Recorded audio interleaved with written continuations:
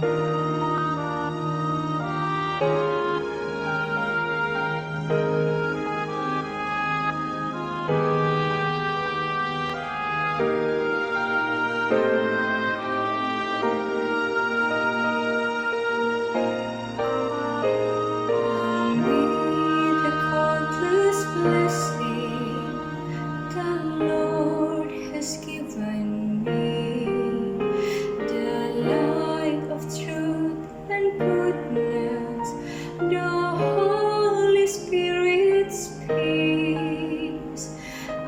see the many sorrows that His children must endure. So much hurt I long to heal. How can I change the world? There are hands I cannot hold, hearts I cannot comfort, tears that only miracles can stand. So let me love and serve and teach those who come within my reach. For miracles begin that way.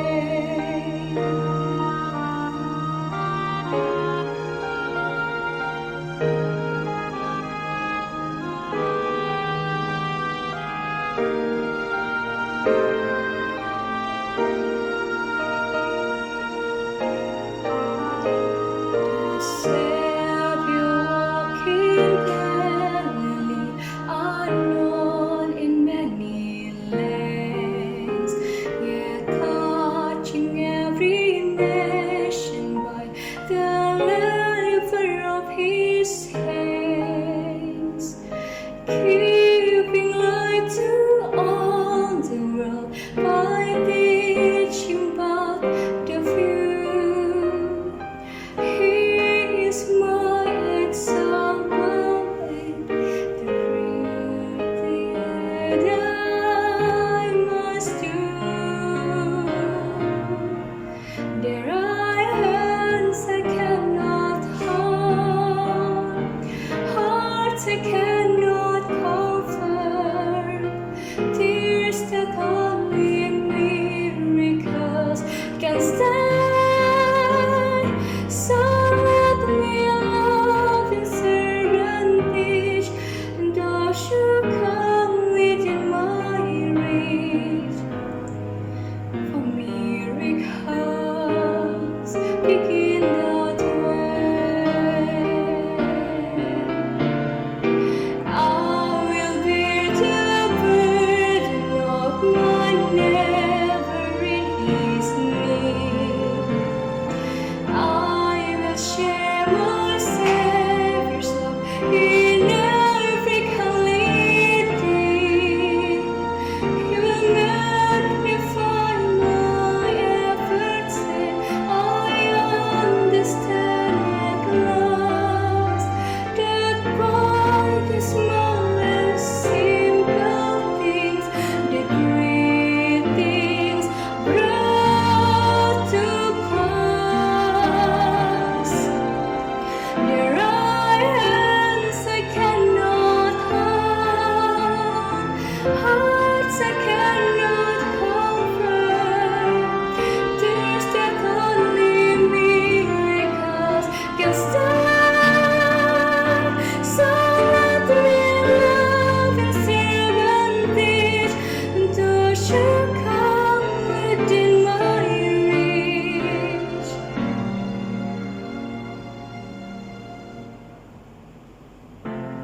Miracles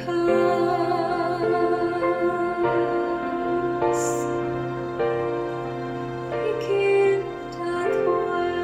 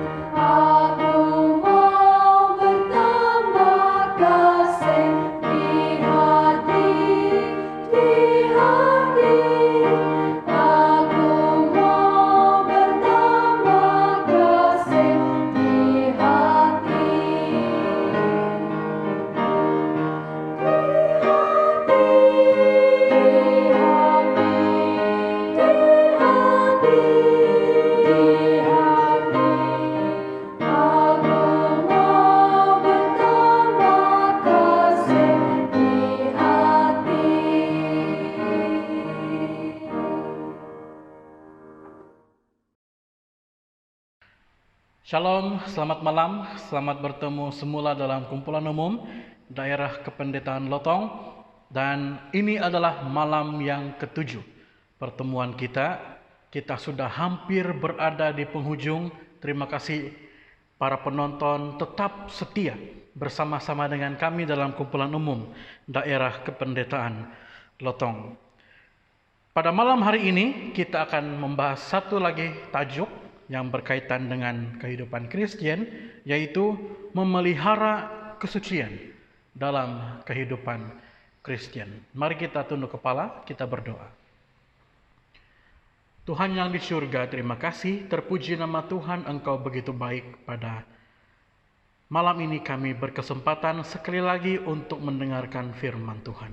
Berkati hamba yang berbicara, berkati para penonton yang sedang mendengar pada saat ini, dan juga berkati setiap peralatan dan juga jaringan internet yang kami gunakan, supaya itu boleh membantu kami untuk mempelajari firman Tuhan, memahami firman Tuhan, dan juga mengimani akan firman Tuhan.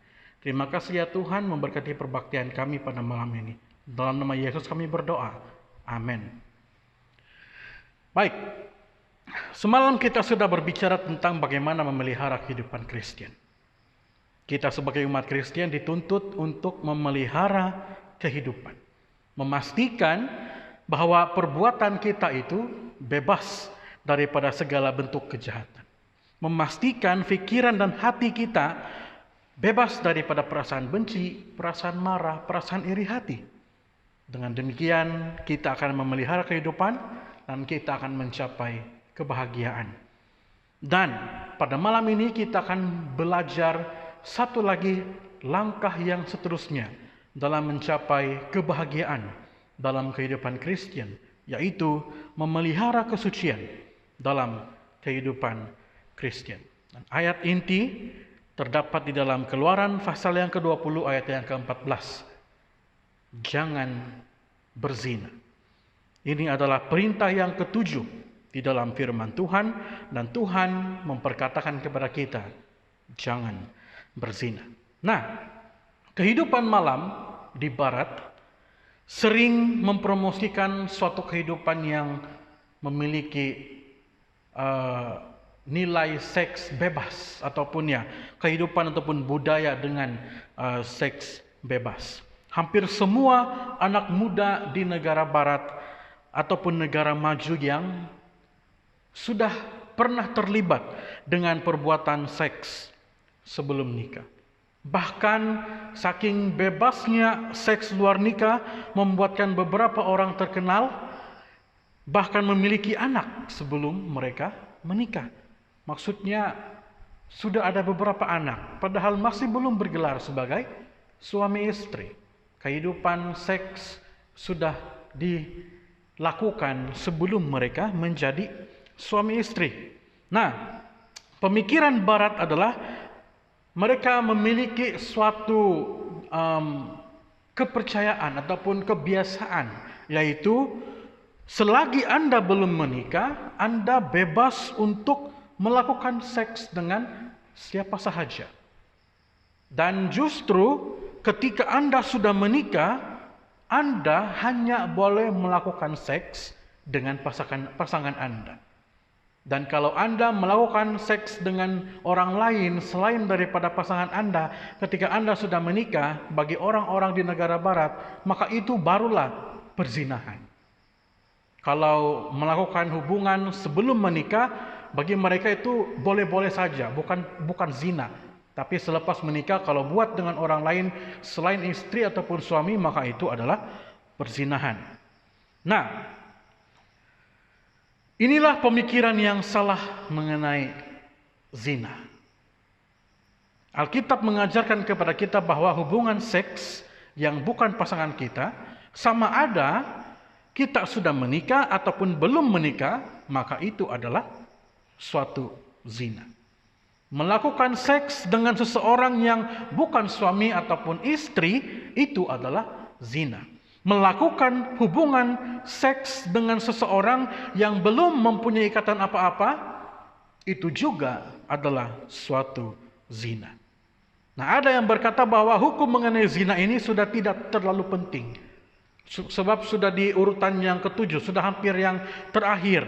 Jadi tidak perlu diperdulikan sangat. Ya, memang urutannya di nomor yang ketujuh dalam 10 hukum. Namun dalam hal keseriusannya di dunia kita sekarang ini, hal mengenai zina ini menempati tempat yang pertama. Bagi yang melakukan zina ini, bagi orang Israel, dia bukan sahaja akan dikucilkan dan dianggap sebagai najis, tapi juga akan dianggap seperti binatang.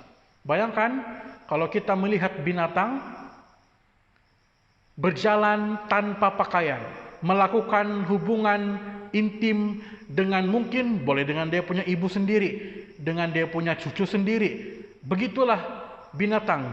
Kita tidak mempersalahkan karena sepertinya binatang itu tidak boleh berpikir, tidak ada akal pikiran. Begitulah orang Israel menganggap orang yang melakukan zina. Mereka dianggap seperti binatang. Mereka dianggap seperti tidak memiliki akal pikiran. Nah, hukum ketujuh ini berhubungan dengan kesucian kehidupan Kristen dalam hal seks dan juga pernikahan. Jika kita melanggarnya dan kita ketahuan, akibatnya adalah sangat memalukan bagi orang-orang Israel ataupun orang-orang Kristen. Karena yang akan mendapat malu itu bukan hanya diri kita sendiri, tapi pasangan tempat kita melakukan hubungan tersebut juga akan mengalami perasaan malu. Dan bukan itu saja, keluarga di kedua belah pihak juga akan menimpa ataupun tertimpa kemaluan. Malu mengenai hal ini. Dan juga keluarga besar, dan juga gereja, dan juga akan memberikan malu kepada Tuhan. Menurut Alkitab, seks dalam diri manusia pada hakikatnya adalah baik. Sama seperti semua ciptaan Allah yang lain. Dalam penilaian Tuhan, dalam Kejadian 1 ayat 31 mengatakan, semua ciptaan Tuhan, termasuklah seks itu, adalah sungguh amat baik. Seks sepatutnya yang diciptakan oleh Tuhan di Taman Eden adalah seks yang suci, tidak kotor ataupun tidak hina, tapi dia suci, mulia, dan juga menyenangkan. Dan seks itu sebenarnya adalah satu hal yang normal dan alami untuk pasangan suami istri. Tapi seks itu bukanlah satu-satunya yang terpenting. Malah bukan yang paling penting dalam hubungan pernikahan. Itu cuma satu bagian kecil daripada emosi yang wujud di dalam keluarga ataupun pernikahan yang Tuhan sudah ciptakan di Taman Eden. Nah, seks itu tidak boleh kita persetankan.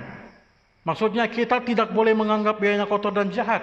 Tapi jangan juga kita jadikan seks itu sebagai Tuhan yang kita mau buat dengan siapa saja yang kita suka. Karena ia adalah suci, ia adalah mulia. Kita tidak boleh persetankan seks dengan menganggap ianya kotor. Dan kita juga tidak sepatutnya menganggap seks itu sebagai ilah ataupun Tuhan-Tuhan lain, dengan lebih mengutamakan seks daripada hal-hal yang lain di dalam hubungan pernikahan. Apa tujuan Allah menciptakan pernikahan dan juga seks? Tujuannya ada di dalam Kejadian pasal yang pertama ayat yang ke-28. Allah memberkati mereka, lalu Allah berfirman kepada mereka, beranak cuculah dan bertambah banyak, penuhilah bumi dan taklukkanlah itu. Berkuasalah atas ikan-ikan di laut dan burung-burung di udara dan atas segala binatang yang merayap di bumi. Kedua anak manusia, yaitu laki-laki dan wanita, itu bersatu dalam satu hubungan yang tidak mementingkan diri sendiri dan saling melengkapi. Inilah yang disebut sebagai pernikahan dalam Kejadian 2 ayat 24. Sebab itu, seorang laki-laki akan meninggalkan ayahnya dan ibunya akan bersatu dengan istrinya sehingga keduanya menjadi satu daging. Dia akan meninggalkan ayahnya dan ibunya, dan kemudian dia akan pergi bersatu dengan istrinya, dan di sana mereka akan menjadi satu daging, saling melengkapi di antara satu dengan yang lain. Tuhan menciptakan pernikahan dan seks itu bukan hanya supaya laki-laki dan perempuan itu boleh tidur sama-sama, bebas melakukan apa sahaja, tapi agar mereka saling memperlengkapi di antara satu dengan yang lain. Hidup satu daging, hidup sebagai suami istri dalam kasih yang utuh. Kejadian 1 ayat 28. Tujuannya agar manusia dapat memperoleh keturunan dan keberadaan manusia boleh berlanjut, melanjutkan keturunan mereka di dunia ini. Sebagai yang sudah diperintahkan untuk menguasai bumi, yang sudah Tuhan perintahkan kepada manusia untuk menguasai bumi, maka manusia harus meneruskan keturunan agar bumi yang besar ini, yang luas ini akan dapat dipelihara. Inilah tujuan pernikahan, inilah tujuan seks yang Tuhan sudah ciptakan. Ianya bukan untuk kita boleh menikmati seks itu semata-mata, namun kehidupan berkeluarga yang harmonis. Itulah inti daripada pernikahan. Dan seks itu hanyalah satu bagian kecil dalam emosi manusia seharusnya dalam sebuah pernikahan. Namun seiring berjalannya waktu, pernikahan itu sering terjadi hanya untuk menghalalkan seks itu dalam hubungan lelaki dan wanita. Oleh karena tidak mau dicakap-cakap oleh orang, akhirnya mereka buat keputusan untuk menikah supaya kita bebas melakukan apa sahaja, termasuklah seks. Dan akhirnya setelah dia bosan, setelah dia puas, diceraikan, kemudian menikah dengan orang yang lain supaya dia tidak dikatakan berzina kalau pergi berhubungan dengan orang lain. Seolah-olah tujuan seks ini, tujuan pernikahan ini hanya untuk membenarkan kita melakukan seks. Tapi tujuan sebenar pernikahan yang Tuhan ciptakan di Taman Eden adalah supaya kita memperoleh kehidupan keluarga yang harmoni, saling melengkapi, menjadi satu daging istri dan suami. Dan seks itu hanyalah bagian kecil di dalam keluarga kita. Atas dasar apakah pernikahan dan seks itu diberikan kepada manusia? Pernikahan itu diciptakan oleh Allah sendiri. Kejadian 1 ayat 27. Maka Allah menciptakan manusia itu menurut gambarnya, menurut gambar Allah diciptakannya dia, laki-laki dan perempuan diciptakannya mereka. Tuhan menciptakan laki-laki dan perempuan agar kehidupan yang seimbang itu boleh dipersatukan menjadi satu daging atas dasar kasih. Satu laki-laki dan satu perempuan. Inilah pernikahan. Bukan satu laki-laki, dua perempuan. Bukan satu laki-laki, bacot ataupun berbanyak perempuan. Atau bukan juga satu laki-laki dan satu laki-laki. Itu bukan pernikahan yang Tuhan ciptakan. Atau satu perempuan dan satu perempuan, itu bukan pernikahan yang Tuhan ciptakan. Satu perempuan, satu laki-laki, disatukan menjadi satu daging. Inilah pernikahan Alkitabiah. Pernikahan itu dicipta untuk semua orang, tetapi ianya hanya berlaku untuk lelaki dan wanita.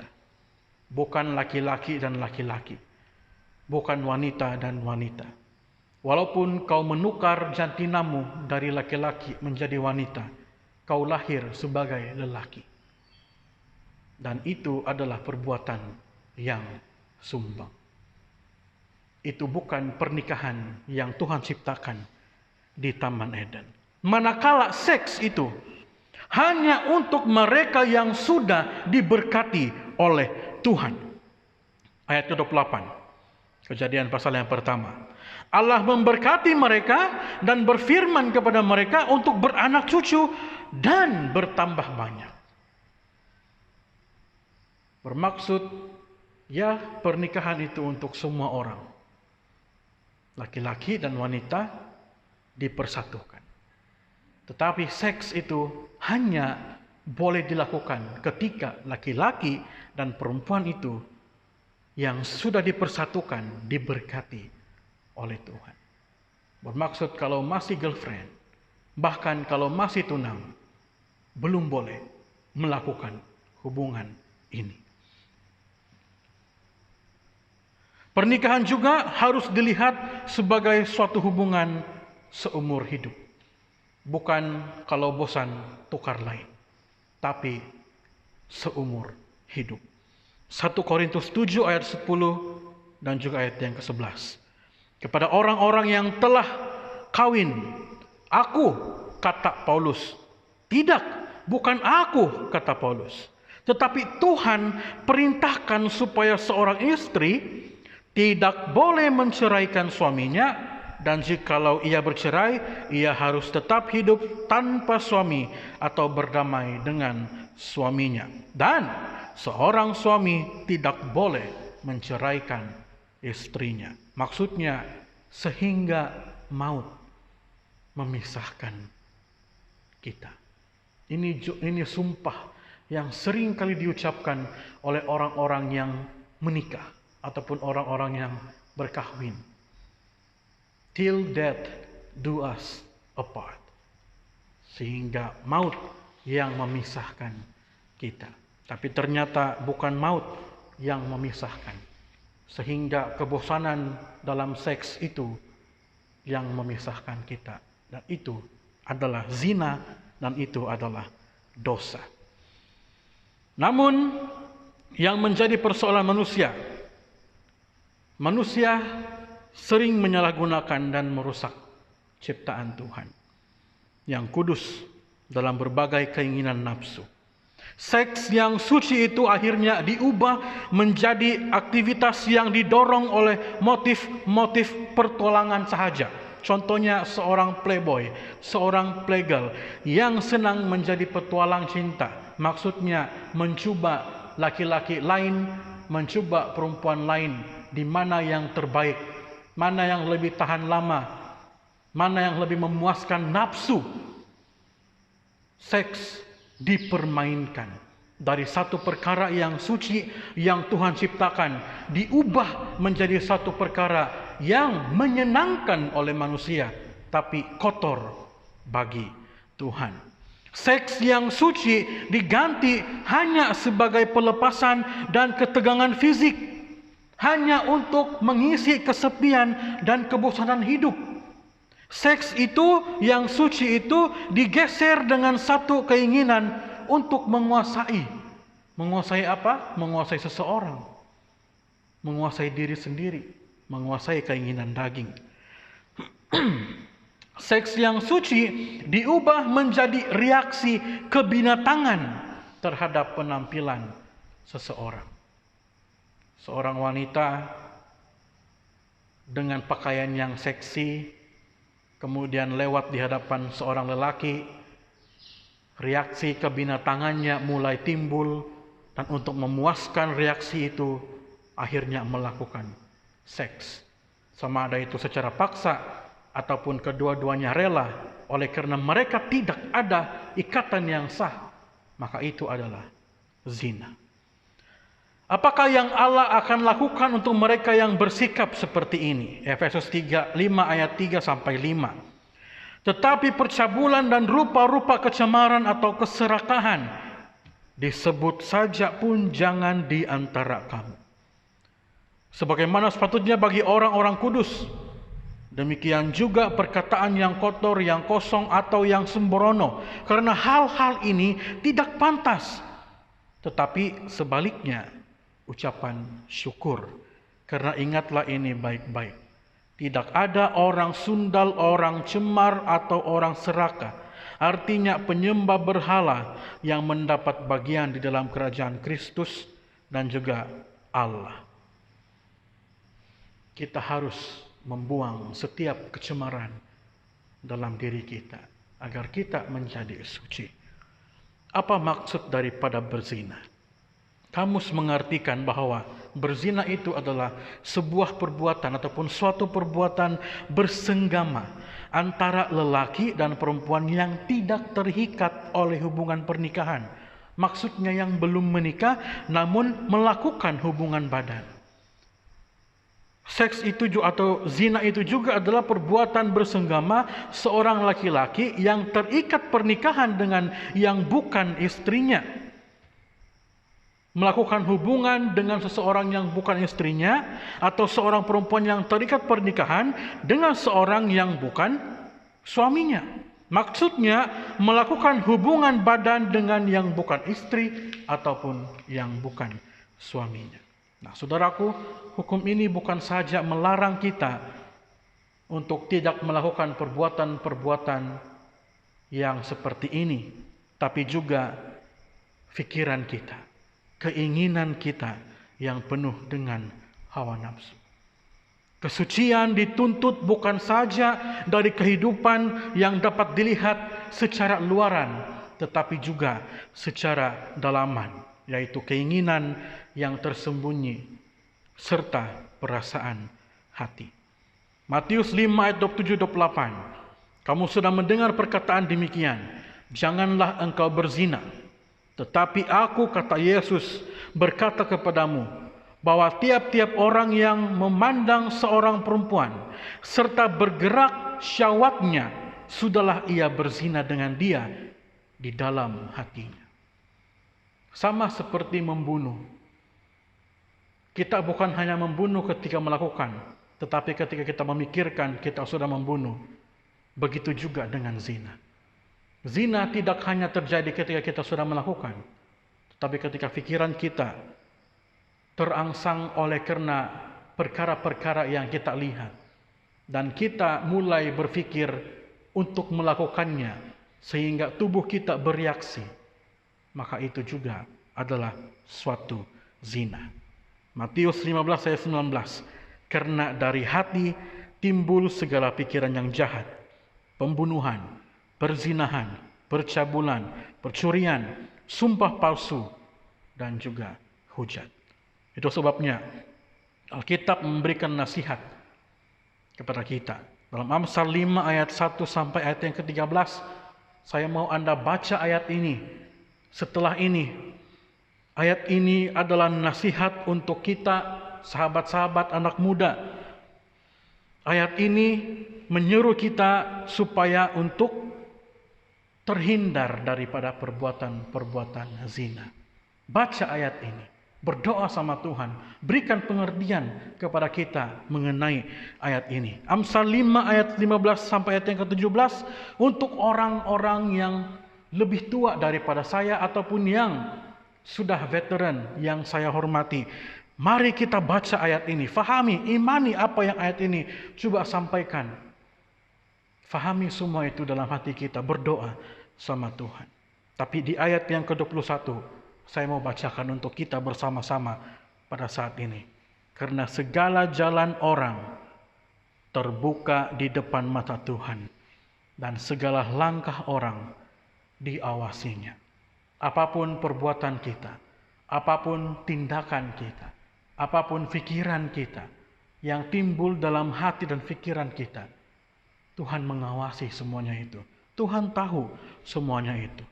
Ibrani 13 ayat 4. Hendaklah kamu semua penuh hormat terhadap perkawinan, dan janganlah kamu mencemar tempat tidur, sebab orang-orang sundal dan penzina akan dihukum oleh Tuhan. 1 Korintus 6 ayat 9 dan 10. Atau tidak tahukah kamu bahwa orang-orang yang tidak adil tidak akan mendapat bagian dalam kerajaan Allah? Janganlah sesat. Orang cabul, penyembah berhala, orang berzina, banci, orang pemburit, pencuri, orang kukur, pemabuk, pemfitnah dan penipu tidak akan mendapat bagian dalam kerajaan Tuhan. Ini bukan saya yang katakan, tapi ini firman Tuhan yang katakan.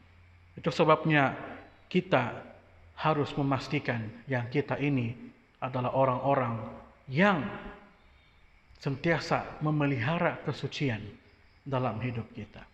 Orang yang melanggar hukum ketujuh ini, yang tidak memelihara kesucian dalam dirinya, tidak akan menerima kerajaan surga. Saudaraku, perintah ketujuh ini diberikan. Perintah tentang jangan berzina ini diberikan untuk menjaga kesucian dan kemurnian hubungan pernikahan. Itu sebabnya, sebagai umat Kristen, kita harus menjaga kesucian dalam kehidupan kita. Pasangan suami istri harus memelihara kesucian dalam hubungan suami istri. Manakala anak muda harus pastikan yang kita tetap menjaga kesucian diri kita, luar dan dalam, sebagai anak-anak Tuhan. Kehidupan Kristen yang menuju kepada kebahagiaan adalah kehidupan yang terus menjaga kesucian dalam hidupnya bersama-sama dengan Tuhan.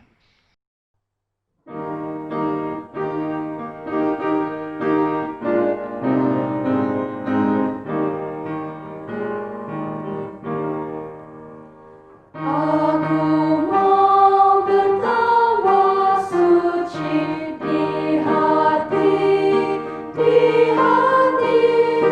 Aku mau bertambah suci di hati,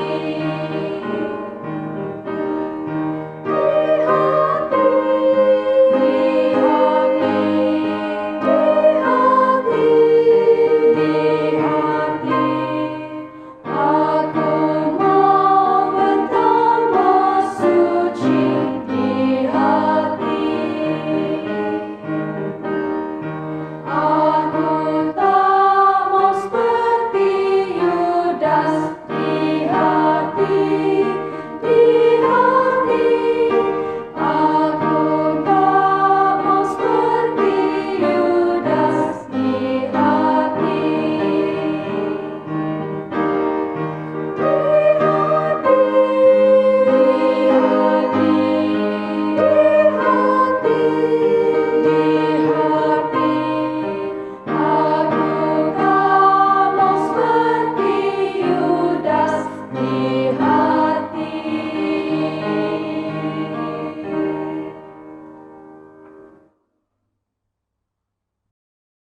Selamat malam, Tuhan memberkati.